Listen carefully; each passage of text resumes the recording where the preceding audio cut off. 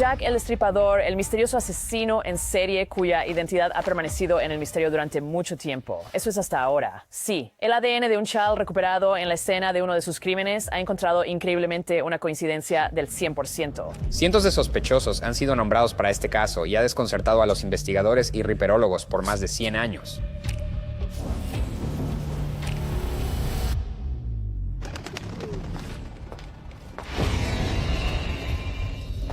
Durante 137 años, el nombre de Jack el Destripador ha atormentado los archivos policiales y los libros de historia. Sin embargo, nadie pudo descubrir el rostro detrás de los asesinatos que aterrorizaron a Londres. ¿Cuántas personas asesinó realmente H.H. Holmes? Así como hay una fascinación con los asesinatos en serie en nuestra sociedad. Ahora, nuevas pruebas han hecho lo que generaciones no pudieron. La verdadera identidad de Jack el Destripador finalmente ha sido revelada y la verdad es más perturbadora de lo que nadie imaginó. Jack el Destripador, quizás el asesino en serie más infame de todos los tiempos.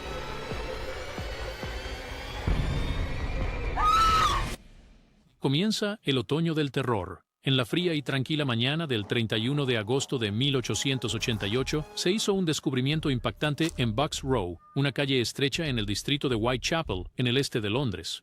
El cuerpo de Mary Ann Nichols, a quien a menudo llamaban Polly quienes la conocían, fue encontrado tendido cerca de un establo. Cuando se encontró el cuerpo de Mary Ann Nichols, al principio parecía un simple asesinato. Cuando la policía y un médico local llegaron, quedaron horrorizados por lo que vieron. La garganta de Polly había sido profundamente cortada y su abdomen había sido violentamente acuchillado. Las heridas no eran el resultado de un simple ataque. Sus faldas estaban levantadas, como si estuviera cometiendo un acto de prostitución en el momento en que fue asesinado. Parecían deliberadas y hábilmente realizadas, como si la persona responsable tuviera algún conocimiento de anatomía y supiera exactamente dónde cortar. Esto hacía que el crimen pareciera aún más perturbador, porque sugería que el asesino podría no ser un criminal común actuando por ira, sino alguien que planeó cuidadosamente y actuó con propósito. Polly Nichols había vivido una vida dura y difícil. Como muchas mujeres en el East End, luchaba por encontrar trabajo estable y a menudo no tenía un lugar permanente donde quedarse. Estas mujeres vivían una existencia muy del día a día, sin saber necesariamente dónde iban a dormir esa noche. La pobreza en Whitechapel era severa, y muchas personas vivían día a día con poca comida o seguridad. Las mujeres que estaban solas o sin hogar eran especialmente vulnerables, y a menudo caminaban por las calles por la noche en busca de refugio o una pequeña cantidad de dinero.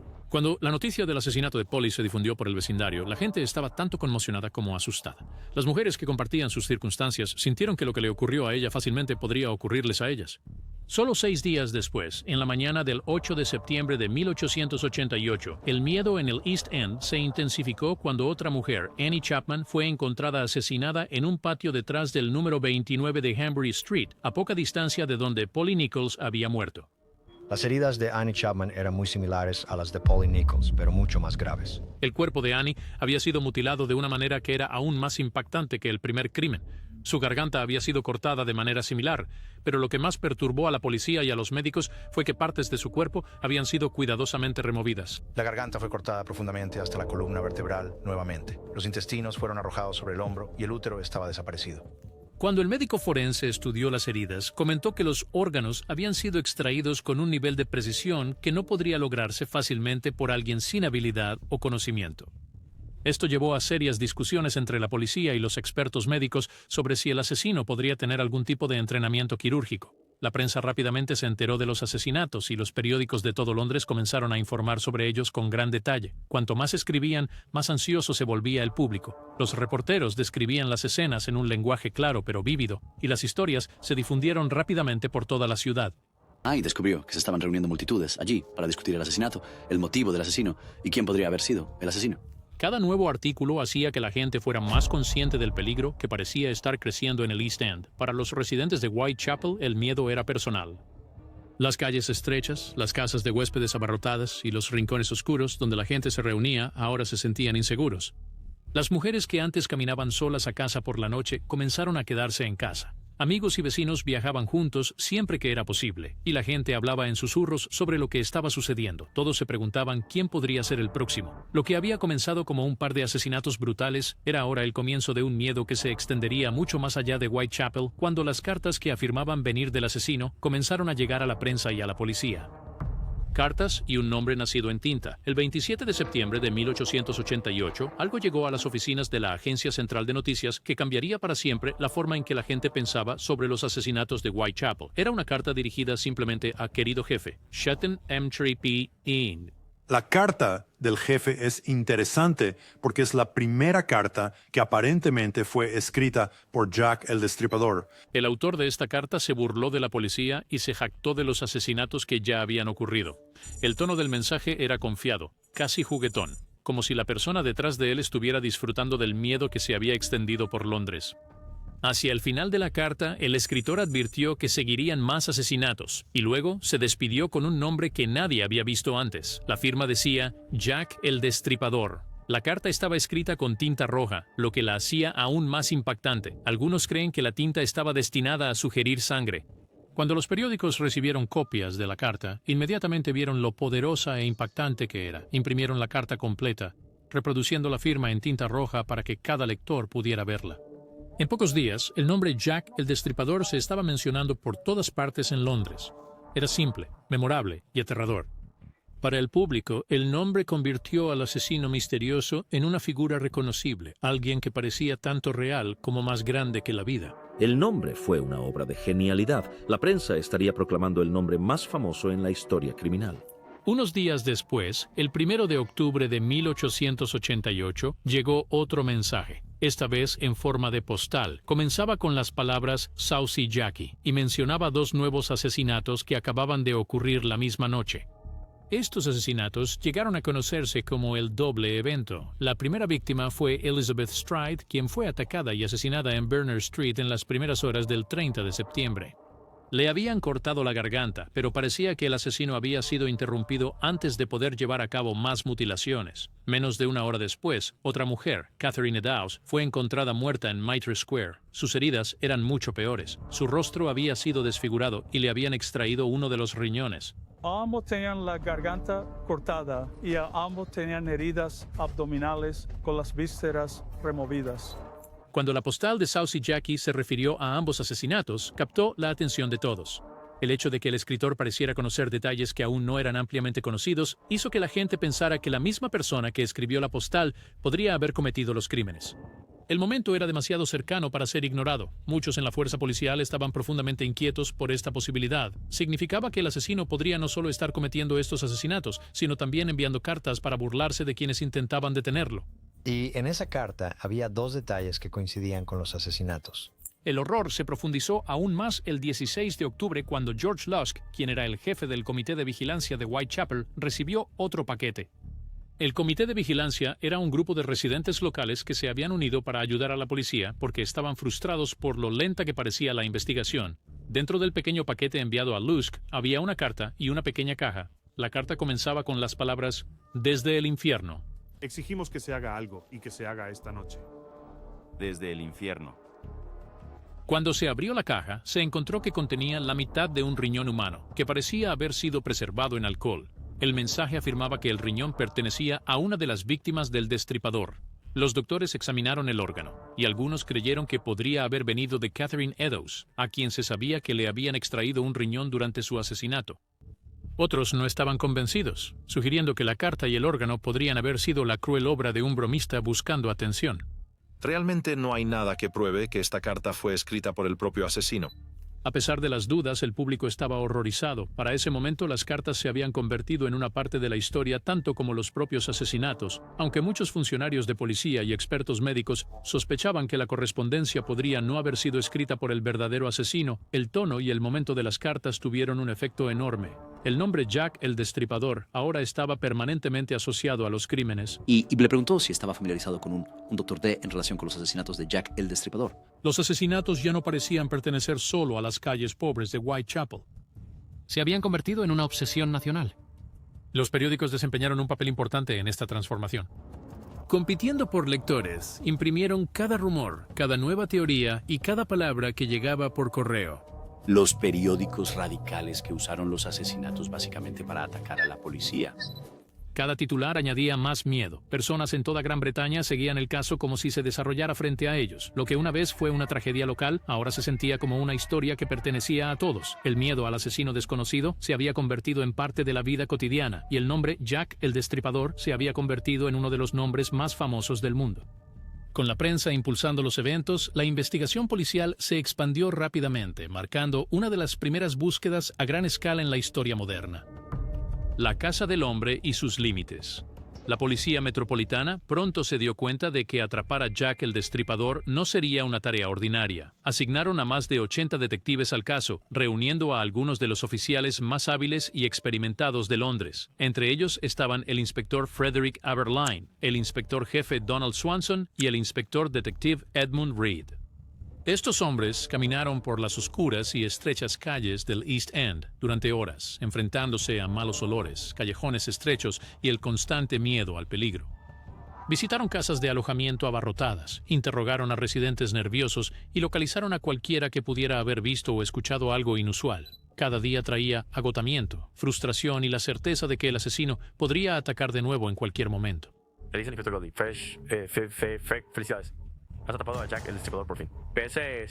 Sin embargo, incluso con su determinación, los detectives estaban limitados por las herramientas de investigación de la época. Las huellas dactilares aún no se habían introducido, el análisis químico era básico e inestable, y la fotografía solo podía capturar imágenes posadas en lugar del caos de la escena del crimen. Los detectives tenían que depender casi por completo de los recuerdos de los testigos y de su propia observación cuidadosa.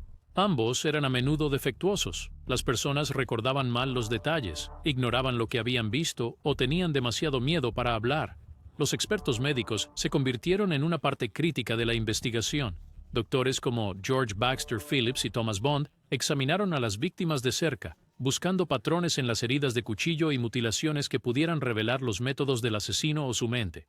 Todas estas heridas habían sido infligidas por un cuchillo usado violentamente y hacia abajo. El Dr. Bond fue más allá cuando produjo un perfil psicológico temprano en noviembre de 1888. Describió al asesino como un hombre de hábitos solitarios, sujeto a ataques periódicos de manía homicida y erótica. Este intento temprano de comprender la personalidad y el comportamiento del criminal ahora se considera uno de los primeros ejemplos de perfilación criminal. A pesar de innumerables búsquedas, interrogatorios y arrestos, la policía no pudo llevar al asesino ante la justicia. Nunca ha sido identificado por su nombre, excepto por su apodo, Jack el Destripador. Cuando Mary Jane Kelly, la última víctima canónica, fue encontrada asesinada el 9 de noviembre de 1888. Mary Jane Kelly, también conocida como Mary Jeanette Kelly, fue la última víctima canónica de Jack el Destripador. Los asesinatos cesaron tan repentinamente y misteriosamente como habían comenzado. La ciudad se quedó sin respuestas. El asesino podría haber muerto, haber sido encarcelado por otro crimen, o simplemente haberse desvanecido entre la multitud. Nadie lo sabía con certeza. Esta falta de cierre aseguró que la especulación continuara mucho después de que los detectives originales se hubieran retirado, convirtiendo el caso en un enigma histórico para las generaciones futuras. Décadas de teorías y un misterio perdurable. Jack el Destripador, el misterioso asesino en serie cuya identidad ha permanecido un misterio durante mucho tiempo. Eso es hasta ahora. Incluso después de que la investigación oficial sobre los asesinatos de Whitechapel se desvaneciera sin respuestas, la gente no podía dejar de obsesionarse con Jack el Destripador. Pero ahora es el comienzo de un rastro que lleva directamente al principal sospechoso olvidado en los asesinatos de Whitechapel de 1888. La idea de un asesino misterioso merodeando por las calles brumosas de Londres, infundiendo miedo en el corazón de cualquiera que tuviera la mala suerte de cruzarse con él, era imposible de ignorar. Algunos estaban aterrorizados. Otros estaban simplemente molestos porque la policía parecía completamente desorientada. ¿Está la identidad perdida de Jack el Destripador enterrada en algún lugar y cómo pudo eludirnos durante más de 130 años? Todos querían saber quién era esta figura sombría y todos tenían una opinión. En 1894, 6 años después del último asesinato conocido, el comisionado asistente Sir Melville Macnaghten escribió un memorando confidencial para la policía. En él señaló a 3 hombres como los sospechosos más probables. El primero fue Montague John Druitt, un abogado que murió justo después de que los asesinatos cesaran. Algunas personas pensaron que el momento era lo suficientemente sospechoso como para convertirlo en un candidato principal. Luego estaba Michael Ostrog, un criminal de carrera con una inclinación por la violencia, pero no había mucha evidencia que lo vinculara a estos asesinatos en particular. Finalmente estaba Aaron Kosminski, un barbero nacido en Polonia con serios problemas de salud mental. Cada uno de estos hombres tenía rasgos que podrían hacerlos capaces de actos tan horribles, pero ninguno pudo ser probado culpable. Era como intentar resolver un rompecabezas de asesinato con la mitad de las piezas faltantes. Incluso McNaughton admitió que su lista se basaba más en rumores que en pruebas concretas, un reflejo de cuán desesperada estaba la policía por nombrar a alguien antes de que la indignación pública los consumiera.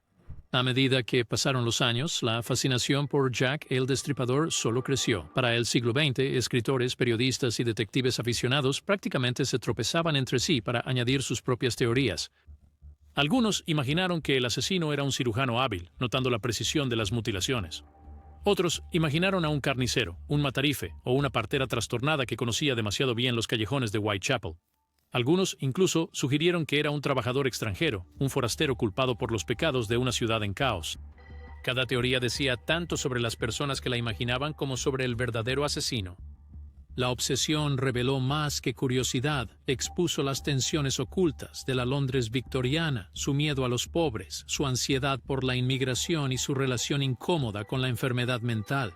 Para la década de 1970, académicos y detectives aficionados comenzaron a pasar horas examinando informes policiales polvorientos, declaraciones de testigos y recortes de periódicos amarillentos, con la esperanza de encontrar una pista que todos los demás habían pasado por alto. Durante este periodo, surgió una nueva teoría controvertida cuando el autor Stephen Knight publicó Jack el Destripador. La solución final, afirmando que los asesinatos eran parte de un encubrimiento real que involucraba a los masones y a un heredero secreto al trono. Alrededor de la misma época, las cartas supuestamente escritas por el asesino fueron reexaminadas utilizando lingüística forense y surgieron nuevas pruebas fotográficas del archivo de la Policía Metropolitana, mostrando las escenas del crimen con más detalle que nunca. Incluso con estos avances, nadie logró encontrar una respuesta definitiva. Cada nueva pieza de evidencia parecía generar más preguntas. Cada generación interpretó el misterio a su manera, guiada por miedos contemporáneos, prejuicios culturales y, a veces, simplemente por una imaginación desbordante. Y a medida que la ciencia forense avanzó a finales del siglo XX, los investigadores esperaban que la nueva tecnología pudiera finalmente responder preguntas que la intuición, la deducción y el trabajo tradicional no habían logrado resolver.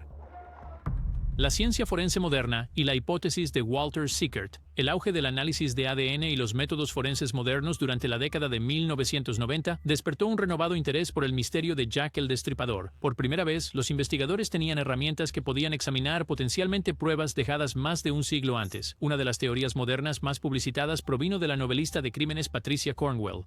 No es un misterio, ella es la novelista de crímenes más popular del siglo. El nombre de Patricia Cornwell está estampado en la portada. En 2002, ella publicó un libro titulado Retrato de un asesino, caso cerrado de Jack el Destripador, en el que afirmó que el famoso pintor Walter Sickert era el asesino. Cornwell construyó su argumento alrededor de varios puntos clave. Destacó el arte de Sickert, que frecuentemente representaba escenas violentas y perturbadoras, sugiriendo que él podría haber estado obsesionado con el tipo de brutalidad vista en los asesinatos del Reaper. También se centró en lo que ella veía como su inusual interés en la anatomía humana, argumentando que podría explicar la forma en que las víctimas fueron mutiladas. Además, afirmó que la caligrafía en algunas de las cartas de Sickert tenía similitudes con las infames cartas atribuidas a Jack el Destripador. Ahora, en cuanto al papel se refiere, no hay duda de que es papel del periodo correcto. Tiene la marca de agua correcta, es del tamaño correcto. Para apoyar su teoría, Cornwell fue más allá de la especulación. Invirtió en pruebas forenses modernas, incluyendo comparaciones de ADN mitocondrial. Los científicos examinaron cartas que se creía que habían sido escritas por el Destripador y las compararon con muestras tomadas de la correspondencia del propio Sickert. La esperanza era que la evidencia científica pudiera finalmente vincular a un sospechoso con los crímenes de manera definitiva. A pesar de sus esfuerzos, la mayoría de los expertos en el campo no estaban convencidos. La autenticidad de las cartas analizadas era incierta y las comparaciones genéticas produjeron resultados que estaban lejos de ser concluyentes. Aún así, la investigación de Cornwell captó la atención mundial y demostró que la ciencia forense podía usarse para revisar casos históricos. Su trabajo inspiró un nuevo interés en los asesinatos y alentó a investigadores posteriores a examinar los artefactos sobrevivientes con más cuidado y con mayor precaución científica. Un artefacto de este tipo, un chal supuestamente recuperado de una de las escenas del crimen del Destripador, se convertiría en el centro de la siguiente y más significativa línea de investigación. El estudio de ADN y la conexión con Kosminski. En 2014, el empresario británico Russell Edwards se topó con algo que lo sorprendió. Él era un judío inmigrante polaco que llegó a Whitechapel en 1881 con su hermano. Descubrió un viejo chal raído en una subasta en Londres que se decía había sido encontrado junto a Catherine Eddowes, una de las víctimas de Jack el Destripador en Mitre Square. Su pasado era un completo misterio. Nadie sabía quién lo había poseído o cómo había sobrevivido durante más de 100 años. Algunas personas susurraban que podría haber pasado por innumerables manos, mientras que otras temían que estuviera irremediablemente contaminado. Pero para Edwards, la idea de que este frágil trozo de tela pudiera contener una pista sobre uno de los asesinos más infames de la historia era electrizante. Apenas podía dormir pensando en ello. Edwards recurrió a la ciencia en busca de respuestas. Contrató a 2 biólogos moleculares, el Dr. Cary Lowlanen y el Dr. David Miller, para examinar el chal en busca de rastros de material biológico. Usaron ADN mitocondrial, un tipo de material genético transmitido de madres a hijos. Este tipo de ADN podría sugerir conexiones familiares, pero no podría identificar a una sola persona con certeza. Cuando llegaron los resultados, sorprendieron a todos. El ADN parecía coincidir con descendientes de Catherine Eddowes. Aún más asombroso, coincidía con descendientes de una mujer que era la hermana de Aaron Kosminski. Kosminski había sido nombrado como sospechoso en el caso del Destripador más de un siglo antes. De repente, el misterio ya no era abstracto. Tenía un vínculo vivo con uno de los nombres más infames del expediente. Nacido en Polonia alrededor de 1865, Aaron Kosminski se mudó a Londres a principios de la década de 1880 con su familia. Eran parte de una ola de inmigrantes judíos que habían huido de la persecución y la pobreza en Europa del Este con la esperanza de reconstruir sus vidas en seguridad. En cambio, se encontraron en las brutales calles de Whitechapel, un lugar lleno de enfermedades, crimen y pobreza desesperada. Aaron trabajaba como barbero, cortando cabello por unos pocos peniques mientras vivía en alojamientos abarrotados rodeado de miseria. Quienes lo conocían lo describían como callado pero extraño. Los registros policiales y del asilo muestran que sufría de delirios, escuchaba voces y mostraba paranoia violenta. Con el tiempo, comenzó a temer a todos a su alrededor. Rechazaba la comida preparada por otros porque creía que estaba envenenada. Vagaba por las calles por la noche murmurando para sí mismo, a veces siguiendo a mujeres y susurrando cosas que nadie podía entender del todo. Algunos más tarde especularon que su violencia hacia las mujeres pudo haber surgido de su miedo y confusión, una respuesta distorsionada al mundo que lo aterrorizaba. No parecía odiar a las mujeres personalmente, en cambio, parecía consumido por un caos interno, atacando a las personas más vulnerables a su alrededor. Para 1891, su familia ya no podía controlarlo. Fue internado en el asilo Colney Hatch, donde su mente se deterioró aún más. Testigos dijeron que se sentaba durante horas mirando a la nada, a veces balanceándose hacia adelante y hacia atrás y murmurando sobre voces que le ordenaban actuar. Los asistentes recordaron que en sus últimos años estaba frágil y desconectado de la realidad, ya no consciente de quién era o de lo que había hecho. Cuando murió en 1919, pocos se dieron cuenta. Su cuerpo fue enterrado en silencio, su nombre olvidado por la ciudad que una vez aterrorizó. El redescubrimiento del chal cambió eso. Cuando los científicos vincularon su ADN a la familia de Kosminski, el pasado regresó con fuerza.